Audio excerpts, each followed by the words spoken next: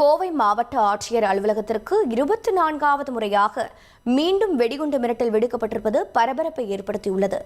மேலும் விவரங்களை செய்தியாளர் கார்த்திக் வழங்கிட கேட்கலாம். கார்த்திக் வணக்கம். தற்போது வந்திருக்கக்கூடிய மிரட்டல் செய்தியில் என்ன மிரட்டல் வந்திருக்கிறது? தற்போது வெடிகுண்டு நிபுணர்கள் களத்தில் இருக்கிறார்களா? என்ன நடவடிக்கை மேற்கொள்ளப்பட்டிருக்கிறது?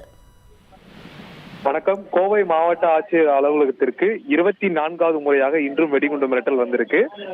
இமெயில் வாயிலாக இந்த மிரட்டலானது கொடுக்கப்பட்டிருக்கு. அந்த இமெயிலில் சிங்கள மொழியில் புத்தாண்டு அதிசயம் என்று வார்த்தைகள் மற்றும் வாக்கியங்களுடன் இந்த மிரட்டலானது கொடுக்கப்பட்டிருக்கு.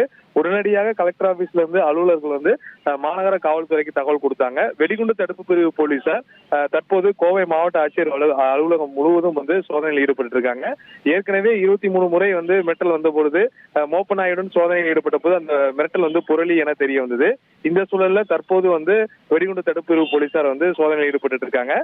சைபர் கிரைம் போலீசார் இது தொடர்பாக தனிப்படை அமைத்து இந்த மிரட்டலானது எங்கிருந்து அனுப்பப்பட்டு வருகிறது, யார் அனுப்புகிறார்கள் என்ற கோணத்துல விசாரணை மேற்கொண்டு வருகிறார்கள். ஒவ்வொரு முறையும் மிரட்டல் வரும் பொழுது இமெயில்ல பாரதியார் கவிதைகள் மற்றும் நடிகர் நடிகைகள் அரசியல் கட்சி தலைவர்களின் பெயர்களை குறிப்பிட்டு அனுப்புவதால் வேண்டும் என்று விளையாட்டுக்கு அனுப்புகிறார்களா இல்ல வேற ஏதாவது காரணத்துக்கு அனுப்புகிறார்களா என்ற கோணத்திலும் போலீசார் தீவிரமாக விசாரணை மேற்கொண்டு வருகிறார்கள். கோவை ஆட்சியர் அலுவலகத்திற்கு 24வது முறையாக வெடிகுண்டு மிரட்டல் விடுக்கப்பட்டிருக்கிறது.